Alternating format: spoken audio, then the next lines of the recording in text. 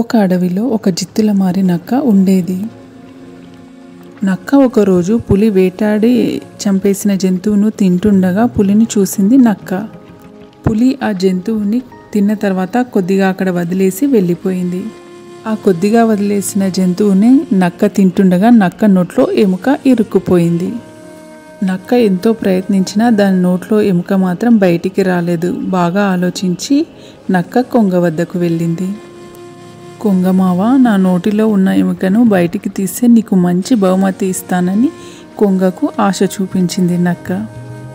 అందుకు కొంగ ఆశపడి దాని నోటిలో ముఖం పెట్టి ఎముకను బయటికి తీసింది కొంగ.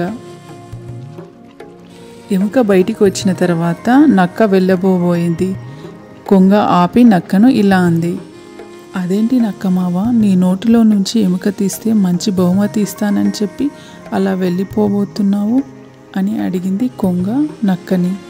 నువ్వు నా నోట్లో తలపెట్టినా నేను నిన్ను తినకుండా వదిలిపెట్టాను చూడు, అదే నేను నీకు ఇచ్చిన పెద్ద బహుమతి అని తిక్కగా సమాధానం చెప్పింది నక్క కొంగతో. ఈ కథలోని మనం తెలుసుకోవాల్సిన నీతి ఏమిటంటే, చెడ్డ వాళ్ళకు సహాయం చేసినా వాళ్లకు కృతజ్ఞత ఉండదు. సర్వే జన సుఖినో భవంతు.